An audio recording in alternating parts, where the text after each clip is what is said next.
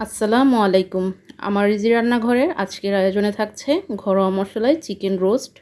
ঘরোয়া কিছু মশলা দিয়ে আমি এই চিকেন রোস্ট তৈরি করেছি। আশা করছি আজকের রেসিপি আপনাদের খুব ভালো লাগবে। রেসিপি ভালো লাগলে প্লিজ আমার চ্যানেলটি সাবস্ক্রাইব করে বেল আইকনটি অন করে রাখবেন। চলুন তাহলে রেসিপিটি দেখে নিই। চিকেন রোস্ট রান্না করার জন্য আমি এখানে ব্রয়লার মুরগির লেগ এন্ড থাই নিয়েছি 6 পিস। আপনারা সোনালী কিংবা কক মুরগিও নিতে পারেন। এখন এই মুরগির মাংস দিয়ে দিচ্ছি আধা চা চামচ লবণ, কোয়ার্টার চা চামচ জর্দার রং। জর্দার রংটা চাইলে স্কিপ করে দিতে পারেন। এখন এই সব কিছু খুব ভালো করে মেখে নিয়েছি। মুরগির মাংসগুলো এখন ভেজে নেব। ভেজে নেওয়ার জন্য চুলায় একটা প্যানে তেল দিয়ে দিলাম 3 টেবিল চামচ। তেলটা একটু গরম হয়ে আসলে এর মধ্যে মুরগির মাংসগুলো দিয়ে দিব। চুলার আঁচ মিডিয়াম হাই হিটে ভেজে নেব মুরগির মাংসগুলোকে। একটা সাইড 2 মিনিট, তারপর অপর পাশটা 2 মিনিট করে ভেজে নেব। মুরগির মাংসগুলো কিন্তু ভেজে শক্ত করে ফেলা যাবে না, তাহলে কিন্তু চিকেন রোস্টটা খেতে একটুও ভালো হবে না। একটা পাশ 2 মিনিট ভেজে নেওয়ার পর এখন উল্টে দিচ্ছি। অপর পাশটাও 2 মিনিট ভেজে নেব।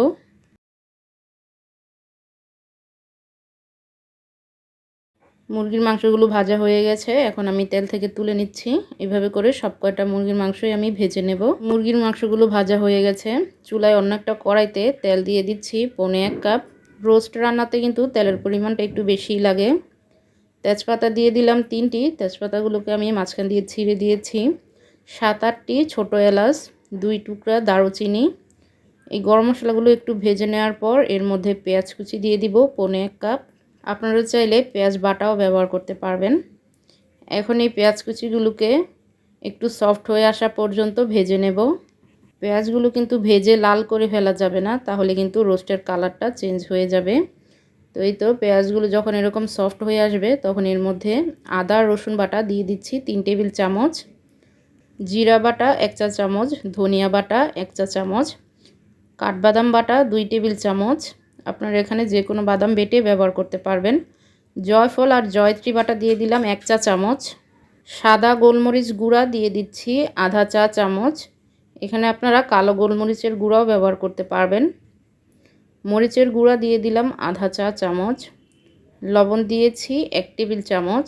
লবণটা আপনারা স্বাদ অনুযায়ী ব্যবহার করবেন। টমেটো কুচি দিয়ে দিচ্ছি আমি একটা। এখানে আপনারা টমেটো কুচির পরিবর্তে টমেটো সসও ব্যবহার করতে পারবেন। সেই ক্ষেত্রে 2 টেবিল চামচ টমেটো সস ব্যবহার করলেই হবে। মশলাগুলো নেড়ে মিশিয়ে নিচ্ছি। মশলাগুলো যাতে পুড়ে না যায় সেজন্য 1/4 কাপ দিয়ে দিচ্ছি পানি। এখন এই মশলাগুলো খুব ভালো করে কষিয়ে নিব। এই মশলাটা যত ভালো করে কষানো হবে চিকেন রোস্টটা কিন্তু তত বেশি মজা হবে। আমি এই মশলাগুলো প্রায় 8 থেকে 10 মিনিটের মতো কষিয়ে নিয়েছি। যখন এরকম গ্রেভি টাইপের হয়ে আসবে তখনই বুঝতে পারবেন যে মশলাগুলো কষানো হয়ে গেছে। এখন আমি এর মধ্যে দিয়ে দিচ্ছি আগে থাকতে ভেজে রাখা মুরগির মাংসগুলো দিয়ে খুব ভালো করে উল্টে পাল্টে মিশিয়ে নিচ্ছি।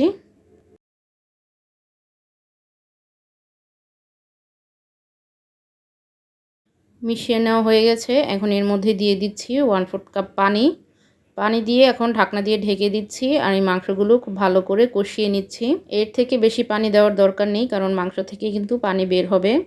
এই তো দেখতেই পাচ্ছেন 4-5 মিনিট রান্না করার পর মাংস থেকে পানি বের হয়েছে। এই পানিটা দিয়ে এই মাংসগুলো কষিয়ে নিব। আর অবশ্যই একটু পর পর নিচ থেকে নেড়ে দিতে হবে, নয়তো নিচে লেগে যেতে পারে। বাদাম বাটা ব্যবহারের ফলে কিন্তু খুব দ্রুতই নিচে লেগে যায়।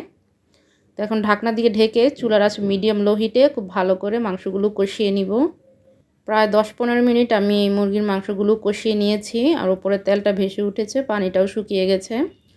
তো এখন নিচ থেকে নেড়ে দিচ্ছি।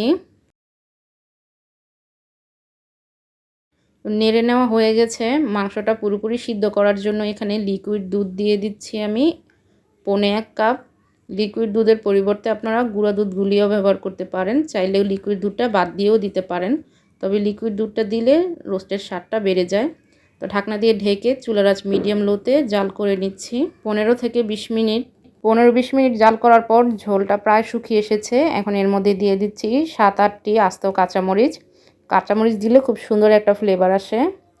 চিনি দিয়ে দিচ্ছি 1 চা চামচ। রোস্টে কিন্তু চিনি ব্যবহার করতে হয়। খুব ভালো করে নেড়ে মিশিয়ে নিচ্ছি। এখন আর ঢাকনা দেওয়ার কোনো দরকার নেই। ঢাকনা ছাড়াই একটু পর পর নেড়ে নেড়ে অতিরিক্ত ঝোলটা শুকিয়ে নিতে হবে। যখন এরকম ওপরে তেলটা বেশি উঠবে তখনই বুঝতে পারবেন যে রোস্টটা রান্না হয়ে গেছে। রোস্ট রান্না কিন্তু হয়ে গেছে। এখন আমি এই রোস্টে দিয়ে দিচ্ছি 1 চা চামচ কেওড়ার জল। আপনারা গোলাপ জল ব্যবহার করতে পারেন, আবার চাইলে স্কিপও করে দিতে পারেন।